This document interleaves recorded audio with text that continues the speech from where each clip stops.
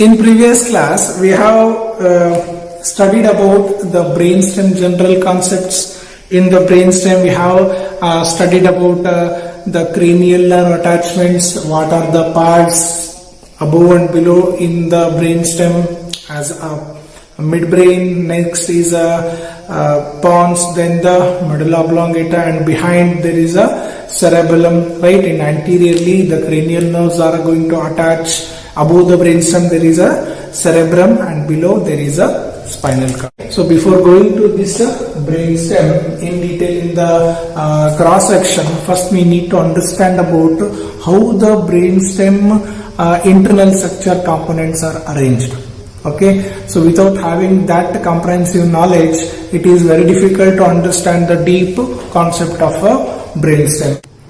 Okay, and it is very much necessary to understand those components initially, because those are the area where the lesions can produce a lot of clinical problems, right? So patient will come with the clinical symptoms to your clinics, and by seeing and by examining the patient, you need to understand what structure may be hampered and where the lesion is located.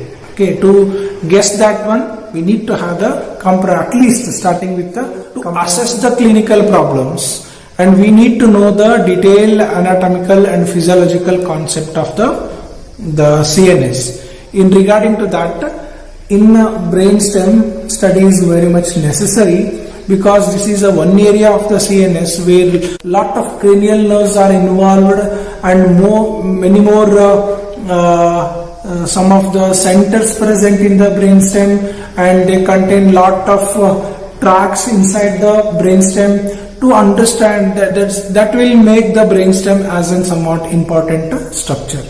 Today's class we are going to discuss only about the general arrangement of the brainstem, not in detail.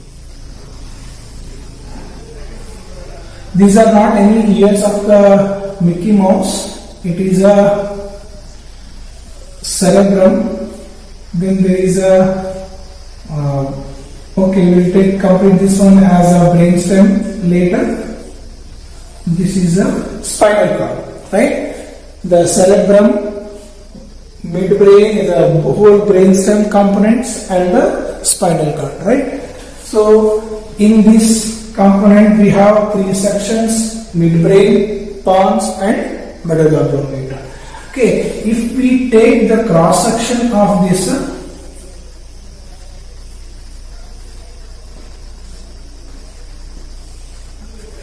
the brainstem, okay, if we take the brainstem as in a cylinder form, we have three gross components on there. Okay, so we have anterior arrangement components here. According to arrangement, this is an anterior arrangement, right? And we have the middle arrangement. This much power portion will become middle arrangement, and we have some of the components posteriorly. Okay, so anterior arrangement of the brainstem is a basis called as a basis, and middle componental arrangement called as a tegmentum, and the posterior one is called as a tectum. Okay, for example, in the two-dimensional diagram, and this much is a basis, and this much portion is a tegmentum. Usually, the opening of any part of the cavity will be here. In the brainstem, we have cerebral aqueduct, fourth ventricle, and the central canal. Okay, so cerebral aqueduct or fourth ventricle or the central canal, whatever it is there. Above, in front of that, there will be a tegmentum, and behind that, it is called as a tectum. Okay, these are the tectum, tegmentum, and the basis part of the brainstem. Correct? After knowing this one, after knowing this general parts of the brainstem, this is anterior side, this is posterior side. Okay, tectum on posterior, basis on anterior side. Okay. So what are the structure which are passing through this one? What are the structure passes through the brainstem? as we already studied about. We know that there are many tracts are there which are going from the spinal cord to the cerebellum, right? Many parts, many tracts are there which are connecting spinal cord with the cerebellum. So we have upgoing system, or also we can call them as ascending tracts are there. Okay, ascending tracts are there, right? This is one portion is there which is going through the brain stem. There is another component which is coming from the cerebrum to the spinal cord, right? Those are also there, right? So we have downgoing systems. So downgoing systems are descending tracts. Okay, they are called as descending tracts, right? And what are there? What else are there? And there are some components. You know that behind cerebellum is there. Behind cerebellum is there. The brainstem is a connector. Okay, and we know that there are the peduncles are there which connects from the brainstem to the cerebellum, isn't it? Superior cerebellar peduncle, middle cerebellar peduncle, inferior cerebellar peduncle, through which the nerve fibers will get connected from the spinal cord to the cerebellum, from the midbrain to the cerebellum. So we have back connections, right? We have back-going system. We have back-going systems, right? And those are called as cerebellar tracts. We have cerebellar tracts, right? Then what else we have? And we have, yesterday only we have studied, no? So anterolateral coming systems are there. Okay, so which come anterolaterally front. Those are nothing but the cranial nerves, isn't it? So we have fourth one, anterolateral going system. Okay, anterolateral going system. What are those? They are the cranial nerves.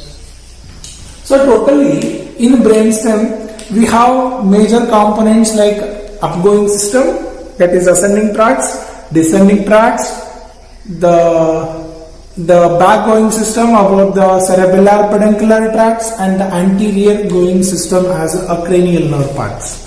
Okay, so all these are particular area in the brainstem that we have to understand, and how they are arranged and where they are present in the brainstem, that we are going to understand. Correct? We will recall our memory what we have studied in the spinal cord and their component of the gray matter, right? So we have understood in the brainstem that it has a centrally H-shaped gray matter was there, right? And peripherally white matter is there, right? And in the gray matter of the spinal cord, this dorsal gray horn is a sensory component. Okay, and this sensory component complete. Dorsal gray horn is a sensory component, right? And it is what it has: general somatic afferents. General somatic afferent, the sensations of the somatic part of the body. And we have at the center, we have another two nuclei is here related with the autonomic nervous system, isn't it? Autonomic nervous system with related, this component was related with the general visceral afferent, it is related with the afferent part, okay? And this one is a general visceral efferent part because it is connected with the motor component. And these are the ventral gray horn, and it is related with the motor components, isn't it? This is a motor component of a GSE, general somatic efferent components are there. Okay, so as we know that these are the area which are there in the spinal cord, right? And why we are studying this spinal cord right now? When we are studying about the brainstem, why this spinal cord will come? Because spinal cord is going to continue as the brainstem.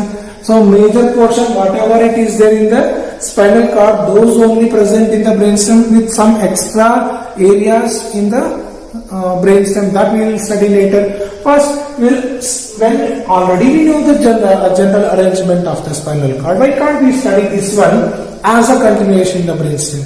Isn't it? See what happens as the spinal cord enters inside the brainstem, a continuation as the medulla oblongata. What happens? The central canal is going to become a fourth ventricle. It's going to open up posteriorly. So central canal is going to open up posteriorly, just like we have to imagine we have this spinal cord like this and put a finger inside this one, this posterior medial fissure up to the central canal and open up the spinal cord. As we open up the spinal cord, the same thing arrangement will be there in the medulla oblongata. Later in pons, it's going to join like this. Okay, and in the midbrain, it's going to continue like that. So from the midbrain to the pons, in the medulla, half open, half closed, and continuation as a spinal cord. So spinal cord is going to open like this. What will happen to the areas of the grey matter? So areas of grey matter, and these two are there, no? The motor component will become medial side, okay? And this autonomic component will come lateral to the motor components, and these the sensory components will come even lateral to the autonomic components, isn't it? So if we see in general, and this is the open part of the central canal and will become a fourth ventricle. Okay, what happened here? In the central part portion, the motor components are going to come towards, and this is a motor component, right? These are the motor component related with what? General somatic efferents, right? These are general somatic efferents. Later, what are there? Two nuclei related with the autonomic components. What are those? Autonomic components. Later we will study what in detail about what and all there. But these are the autonomic components related with the visceral components, right? Later what are there? Somatic components. Somatic components will come even lateral to this area, and they are related with the general somatic afferent. They are general somatic afferents here, right? This is how they are arranged in the brainstem. Okay, in the brainstem, wherever we go, these are the columns we will see. When I use the word column, okay, so in the spinal cord they are arranged in the form of a columns from the lower side to the upper side. Okay, from craniocaudal way they are present in the form of a column. As it comes to the brainstem, as already we have studied in the previous classes, that in the basic classes only, that the descending and ascending the fibers are there, white fibers are coming and they are crossing over in the brainstem, and even the brainstem fibers are crossing each other in the and going towards the back towards the cerebellum. The grey matter column will be separated. Okay, the grey matter column will be discontinued, and the pieces of the grey matter get collected in the brainstem. The large pieces of the brainstem, as we see these things, will come little bit posterior side, and they form the nucleus of the cranial nerves. Okay, and the very small area where finely pieced grey matter will become at the center and forms the reticular formation. Okay, so we'll complete this general structure, general arrangement as a basis, tegmentum and the tectum portion. And there will be the huge area for the tegmentum portion is there, where all these grey and white matter are mixed up. So anterior to these things, we have here the basis is there. So remember, always the downgoing systems, the descending tract present in the basis. Okay, so always descending tracts present in basis. Here the descending tracts present. Okay, almost all descending tracts will be coming in the basis part of the brainstem only. Remember this one. Ascending tracts will come in the tegmentum. Descending tract will come in the basis part. Right? Right. And we have already known that this is a pyramid part of the medulla oblongata, and this is a olive part of the medulla oblongata, right?